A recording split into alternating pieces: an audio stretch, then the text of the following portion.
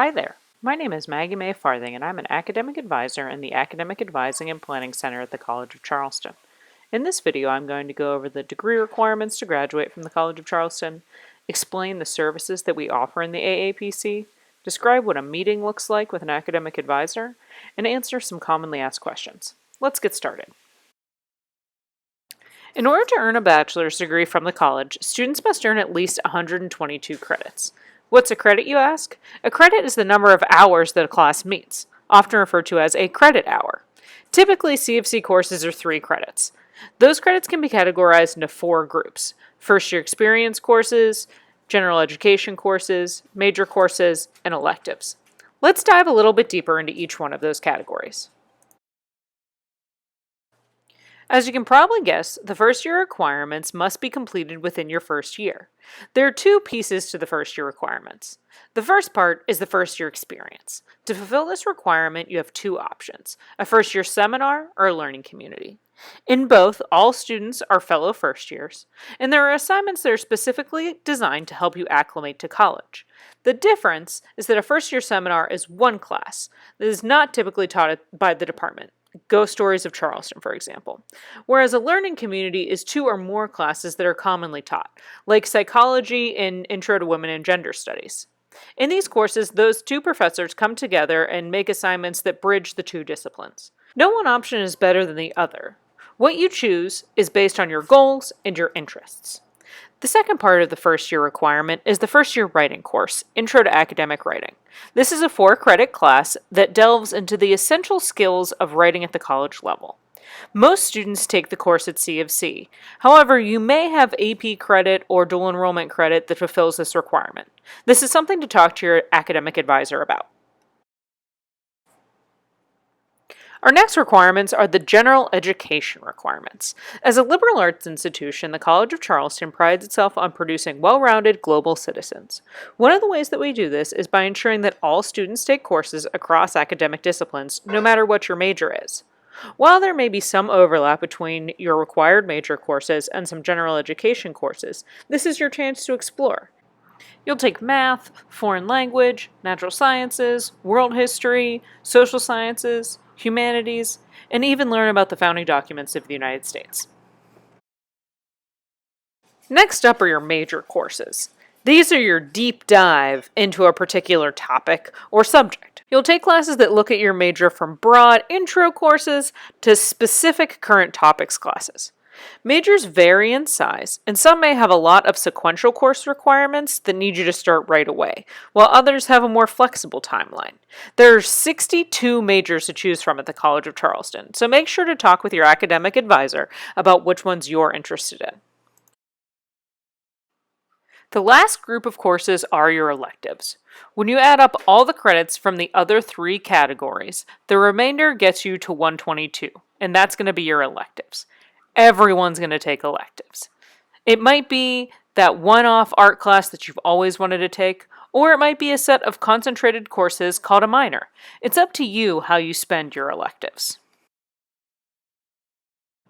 Now that you know the outline of requirements, let's talk about the process to get you to graduation. While most students initially work with the AAPC, there are some exceptions. As you can see here, all first-year students are required to attend academic advising meetings.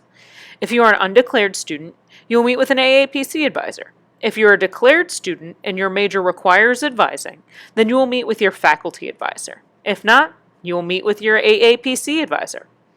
Undeclared transfer students will meet with an AAPC advisor during their first semester, and declared transfer students will meet with their faculty advisors. Declared students beyond their first year can also utilize our services through Quick Question Drop-In.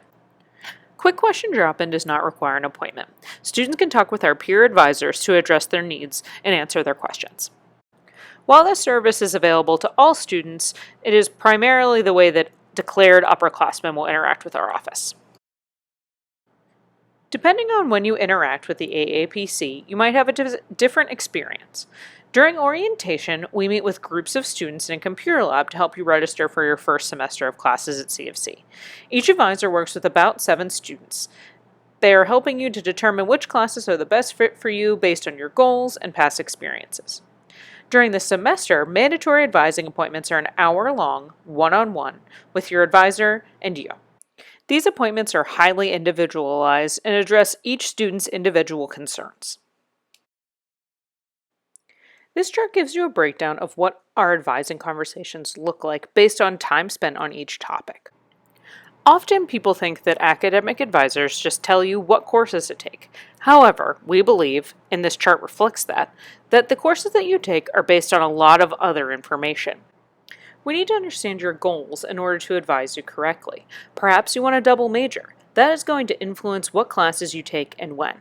We need to understand your challenges and conflicting priorities because that will be important to note when deciding what classes you want to take. With that information, together, we will develop an action plan of what classes to take and when to take them. As you can imagine, when we're having those deep conversations, there are some issues that we in the AAPC aren't experts in. That's why we work with our colleagues across campus to ensure that students are getting all of the support that they need. There are two main areas of support that I want to highlight. They are major exploration and student success related. The process of choosing a major can be challenging, so we work very closely with the Career Center to put on a Choosing a Major workshop multiple times a semester to help students to think about how they're making this major decision. We also host the Majors and Minors Fair every fall, where faculty, staff, and students from all academic departments come to talk to students about what it's like to take classes in that department, what opportunities are available for internships, research, and so on. Additionally, we refer students to the Career Center for one-on-one major exploration counseling, including self-assessments and alumni stories. Lastly, we work as liaisons between students and academic departments, making connections between the two. We know that students are facing issues both inside and outside the classroom. Our office is committed to connecting students to resources they need to be successful, be it tutoring through the Center for Student Learning, or accommodations for short-term or long-term disabilities through the Center for Disability Services.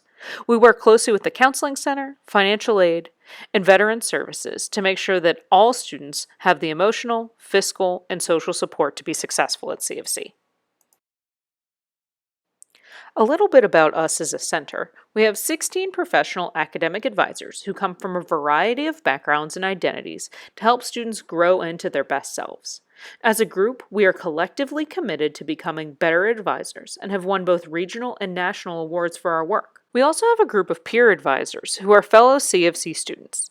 This group is our front line with quick question drop-in every day for those questions that don't need a full hour-long meeting. Lastly, you can make your appointments online with our convenient appointment manager software so you don't get caught in an endless string of emails. At this time, I'd like to address some common questions that students and families often have. First off, AP, IB, and dual enrollment credit provide transfer credits, but do not classify you as a transfer student. If you have not attended another institution post-graduation from high school, you are considered a first-year student. Secondly, make sure that you tell your advisor which courses you got credit for at orientation so that we can best advise you. Full-time student status is 12 credit hours. However, we often recommend registering for 14 to 16 credit hours to ensure a timely graduation.